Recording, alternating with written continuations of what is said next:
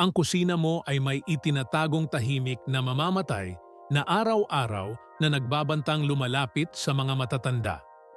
Bakit walang nagsasalita tungkol sa nakakagulat na katotohanan ito? May lihim ba na naglalayong panatilihin kang walang malay? Si Elena, na 47 anyos, muntik nang mawalan ng buhay dahil sa muling pag-init ng isang simpleng patatas. At ang nakakabahala, ginagawa niya ito ng 20 taon. Ngayon, matutuklasan mo ang nakamamatay na sikreto na matagal nang nakatago sa loob ng iyong tahanan. Narito ang isang katotohanang kakaunti lang ang nakakaalam. Pagsapit ng 60 taon, nagbabago ang paraan ng ating katawan sa pagproseso ng pagkain. Ang dating ligtas, maaaring maging mapanganib. Ang muling pag-init ng ilang pagkaing hindi lang usapin ng lasa, ito'y usapin ng pagkabuhay. Ngayon malalaman mo ang 7 pagkaing maaaring mailagay ang iyong buhay sa panganib ng hindi mo namamalayan. Naisip mo na ba na ang simpleng pag-init muli ng pagkain ay maaaring maging panlaban sa buhay mo? Sa bawat muling pag-init, may nangyayaring masama sa loob. Nagbabago ang protina, parami ang bakterya, bumubuo ang mga toxin. At ang pinakamalala, hindi na kayang ipagtanggol ng katawan mo tulad noon. Isang molekular na bombarelos ang nakatago sa iyong plato. Ang unang salarin ay ikabibigla mo, ang patatas. Yung patatas na natira mula sa tanghalian, maaari maging pinakamalupit mong kaaway. Kapag muling pinainit, nawawala ang mahahalagang sustansya at maaaring magdulot ng mapanganib na bakterya. Kung naiwan ng mahigit 2 oras sa labas, mas tumataas ang panganib. Gustong-gusto ng Clostridium botulinum ang ganitong kondisyon at pwedeng pumatay. Bakit nga ba napakapeligroso ng patatas para sa mga may edad ng hindi bababa sa 60? Dahil ang sistemang panunaw natin ay hindi na ganoon kahusay tanggalin ang lason. Ang dati natural na nilalabasan ng katawan, ngayon ay naiipon at nagde-develop. Ang ginawang muling ingon ng patatas, nagiging mabagal na bala na pumapasok sa iyong katawan nang hindi mo namamalayan. Ang ikalawang tahimik na mamamatay ay ang itlog. Mukhang walang masama, pero ang protina nito ay nagbabago sa paraan kung saan nahihirapan ng tunawin ng mas lumang katawan. Resulta? Sakit ng tiyan, pagtaas ng pressure, pagsusuka, at mas malalalang problema. Naranasan ito ni Maria, 68 anyos, nang initin muli ang scrambled eggs kinabukasan. Handa ka na ba sa pangatlong shock? Ang manok. Kapag muling pinainit, lalo na sa microwave, nagbabago ang protina nito ng lubusan. Para sa mga nasa 60 pataas, nangangahulugan ito ng halos imposible na panunaw at maaaring lumitaw ang malalang intoxication. Hindi na kayang iproseso ng katawan ang mga mutating protein na nanggagaling sa init. Narito ang isang bagay na papasigla sa unawa mo. Ang muling init ng manok ay maaaring magdulot ng tinatawag ng mga eksperto na Chinese Restaurant Syndrome. May kasamang pagduduwal, pagsusuka, matinding pananakit ng sikmura. Si Roberto, 51 anyos, ay 3 araw na nakitira sa ospital dahil sa muling init ng manok mula sa ref. Hindi niya alam na nilaloko niya ang kamatayan. Ang ika-4 na salarin, mga kabute, maselan at labis na sensitibo sa init. Kapag pinainit uli, may mapanganib na kemikal na maaaring ilabas na hindi kayang iproseso ng katawan mong mas lumang edad.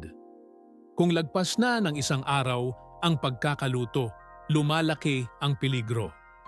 Maaari silang magbalat kayo bilang masustansyang pagkain habang may sariling mapanganib na misyon. Bakit ba napakalinlang ng kabute?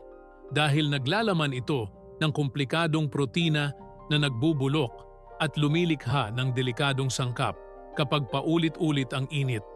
Para sa sistemang panunaw ng 60 o higit pa, ito ay katulad ng pag-inom ng dalisay na lason. Naranasan ito ni Lucia, 59 anyos, nang magkaroon siya ng malubhang allergic reaction pagkatapos mag-init muli ng ginisang kabute.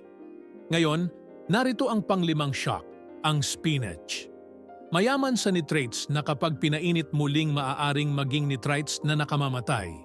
Para sa pusong matanda at sensitibong sirkulasyon, posibleng magdulot ito ng malalang panganib sa cardiovascular system. Si Pedro, 22 anyos, kinailangang i-intern sa ospital agad nang magkain ng muling pinaginitan niyang spinach sa tanghalian. Ano ang nagpapanganib sa spinach?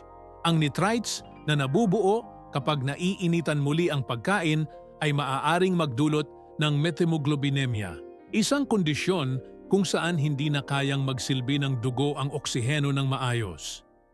Para sa mga matatanda, maaaring maging sanhi ito ng pagkamatay sa loob ng ilang oras. Parang dahan-dahan kang iniwanan ng buhay ng muling init ng spinach. Ang ika-6 na tahimik na mamamatay. Ang kanin.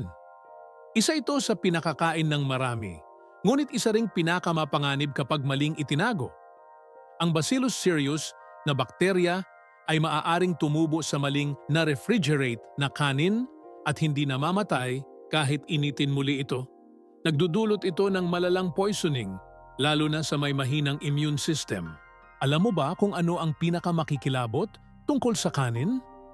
Ang bakterya ay maaaring nandyan na kahit mukhang normal ang pagkain. Walang kakaibang amoy, kulay o hitsura. Isang hindi nakikitang lason na kayang pumatay nang hindi ka nagpapalala. Si Carmen, 74 anyos, ay nasa koma ng 3 araw pagkatapos kumain ng muling initang kanin. Ang ika-7 at huling salarin ay ang beterraba.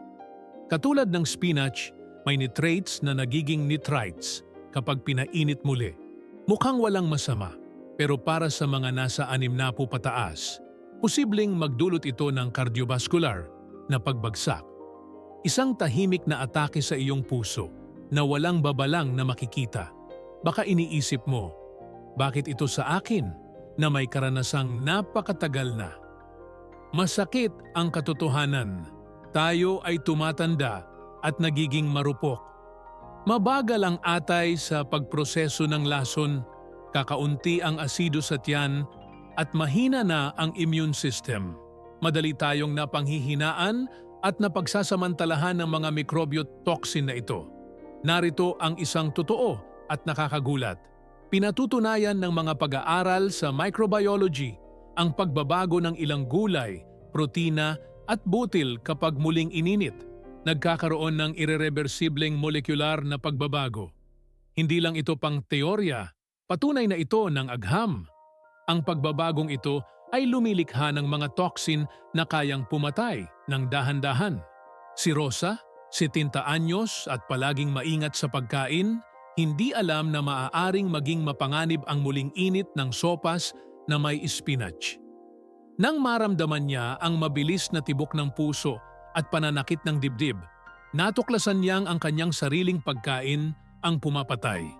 Ngayon, siya ay nagsisikap iligtas ang iba pang matatanda mula sa bitag na ito. Isipin mo ang iyong katawan bilang sinaunang kubyerta. Matatag pa rin, pero mahina na ang mga depensa. May butas sa pader, immune, at napapagod na ang mga guwardya, enzima. Kapag umatake ang mga kaaway, toxin ng muling init na pagkain, walang sapat na depensa. Isang laban na di pantay, laban sa iyong buhay. Alam mo ba na ang mga nanonood ng health videos pero hindi nagsusubscribe ay posibleng makalimot sa mga impormasyong makapagliligtas ng buhay? Kaya para hindi malimutan, pindutin agad ang subscribe, parang pagbili ng siguro para sa iyong kalusugan. Ngunit huwag mabalisa. May mas positibong solusyon kaysa iniisip mo. Unang hakbang, laging kainin ng sariwa kung maaari. Kung may natira, itago ng tama, gamit ng airtight na lalagyan at ilagay sa ref sa loob ng 2 oras pagkatapos lutuin. Maaaring ito na ang susi para maisalba ang iyong buhay. Gusto mo ng tip na posibleng makaliligtas? Kung kailangan muling initin ang pagkain, gawin ito ng 1 beses lang at sa mataas at pantay na temperatura. Iwasan ang mababang power sa microwave. Nag-iiwan ito ng malamig na parte kung saan pwedeng mabuhay pa ang bakterya. Tandaan, ubusin sa loob ng 24 na oras matapos lutuin. Narito ang estratehiya ng kaligtasan. Sa pagluluto, isipin ang porsones intelihentes. Magluto lamang ng kakainin o hatiin sa pang-isang serving bago timplahin. Sa ganitong paraan, iiwasan mo ang pag-aaksaya at mapanganib na muling init. Dito nagtatagpo ang kahusayan at buhay. Binago ni Carlos, 69 anyos, nang lubusan ang kanyang routine sa kusina nang malaman ang mga nakamamatay na lihim na ito. Nagsimulang maghanda ng maliit na bahagi, gamitin ang preskong sangkap at napansin niyang mas luminamnam ang pagkain.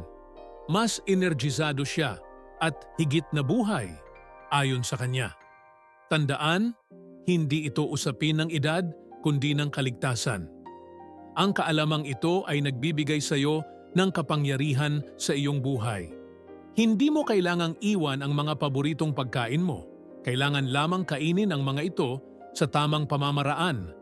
Ito ay usapin ng buhay o kamatayan, lit mga salita. Tungkol sa mga alternatibo na posibleng magligtas, imbis na initin muli ang manok, maghanda ng maliliit na bahagi. Para sa kanin, lutuin lang ang kinakain. Kung may natirang spinach, gawing malamig sa salad. Maliliit na pagbabago, malaking pagkakaiba sa pagitan ng buhay at kamatayan. Narito ang summary na maaaring magligtas. Patatas, nakamamatay na bakterya, itlog, mapanganib na protina, manok, toxins sa panunaw, kabute, nakalilitong chemical, spinach, nitritis na pampanganib sa puso, kanin, hindi nakikitang bakterya at beterraba. Lason para sa puso. Tandaan ang listahang ito, maaaring iligtas nito ang iyong buhay. Bakit ito mahalaga para sa iyo? Dahil bawat desisyon sa kusina ay maaaring maging sangkap upang mabuhay pa ng 20 taon o mamatay ng maaga.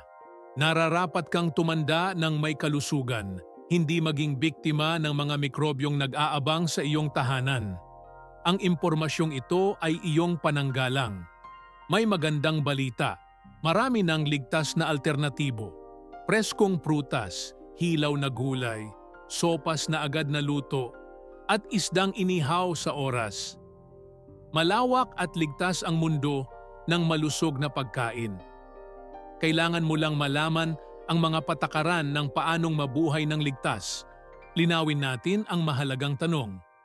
Maaaring muling initin ba ang ibang pagkain? Oo, simpleng pasta, gulay na pinirito ng sariwa, at karne na buong niluto at kinain sa parehong araw ay kadalasang ligtas. Ang sikreto, alamin ang mga tahimik na salarin at iwasan ang mga ito ng buong puso. Ayon kay Ana, 78 anyos, ang impormasyong ito ang nagpabago ng kaniyang buhay. Hindi na niya nararamdaman ang bigat pagkatapos kumain at mas lagpas na siyang buhay sa bawat araw. Maliliit na pagbabago, malalaking resulta. Ganito ang epekto kapag pipiliin mong mamuhay kaysa mamatay ng dahan-dahan. Tingnan ang kaalamang ito bilang isang superpower sa pagsuso sa buhay. Ngayon alam mo ang bagay na maaaring magligtas sa iyo at sa iyong pamilya.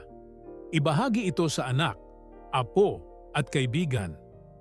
Ang pagbahagi ng kaalaman ay pagluwal ng buhay at ang bawat taong iyong aalertuhan ay maiiwasan ang trahedya. Mahalagang paalala, hindi pumapantay ito sa payo ng doktor.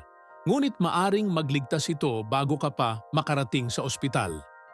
Laging kumonsulta sa iyong doktor para sa personal na gabay.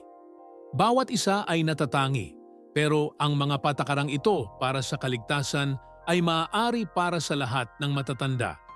Tandaan, ang magandang pagtanda ay nagsisimula sa kaalaman at nagpapatuloy sa matalinong desisyon. Bawat maingat na pagpili sa kusina ay isang pagpapakita ng pagmamahal sa sarili at buhay. nararapat kang mabuhay ang iyong gintong taon ng may kalusugan, sigla at kapayapaan. Ang impormasyong ito ang iyong kakampi sa paglalakbay. Ngayon nais ka naming marinig. Sa komento, ibahagi mo. Alin sa mga tahimik na salarin na ito ang madalas mong initin muli? At paano mo ipapangalagaan ang iyong buhay mula ngayon? Ang iyong karanasan ay maaaring makapagliligtas sa iba. At huwag kalimutang i-like ang video. Ang bawat like ay tulong sa pagliligtas ng mas maraming matatanda mula sa mapanganib na bitag na ito.